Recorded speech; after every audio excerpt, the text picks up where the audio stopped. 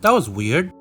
That thought ran through my head a few times during this week's episode of Lovecraft Country. Picking up right where they left off at the end of episode 1, Dick, Letty, and Uncle George show up all bloody and battered to a gorgeous manor in the middle of Ardham. Surrounded by an idyllic CGI village, the manor hides a dark secret.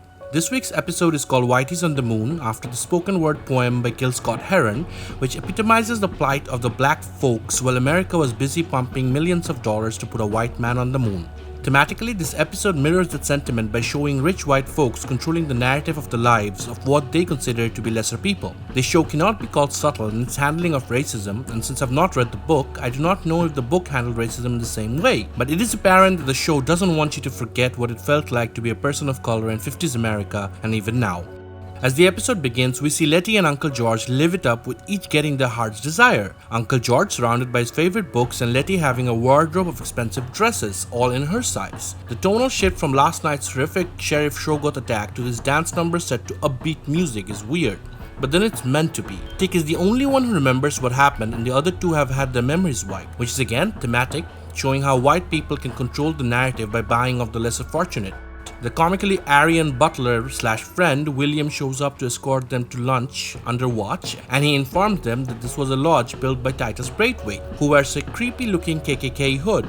And we're told that he was the founder of Ardham and the manor that they live in. His fortune was built in shipping, which Letty informs Uncle George is code for slave trading. Again, this show cannot be faulted for being subtle. William informs them that Montrose is in Boston with Christina Braithwaite and they cannot be contacted since there are no telephone lines on the property. I was getting serious Get Out vibes at this point, but that is probably because I know Jordan Peele is one of the executive producers. This episode was very exposition and lore heavy, robbing the show of the fine momentum built up in episode 1. Our trio gets to know about Dick's lineage and his birthright and the purpose behind why he was lured to Ardham. We get to know about the secrets that Letty, Dick, and Uncle George have in a sequence where their memories are played with. We learn about the mysterious cult, Order of the Ancient Dawn, and their members. Stuff that should have played out over a few more episodes are just jam-packed into this episode's runtime, making it very talky. Generational trauma is at the center for the entire episode. For Atticus, it's his strained relationship with his father and his history of emotional and physical abuse. For Montrose, it's his own history of paternal abuse at the hands of his own father, and how those experiences ultimately impacted his ability and willingness to demonstrate love. For Letty, we learn one of the reasons why she left home for so long and why she refused to go to her mother's funeral. And finally, there's none other than Christina Braithwaite. Born into a family at the head of an aristocratic order of occult practitioners, Christina's ambitions are stymied out not only by the blatant sexism of her peers, but by her father's own naked disdain for his child.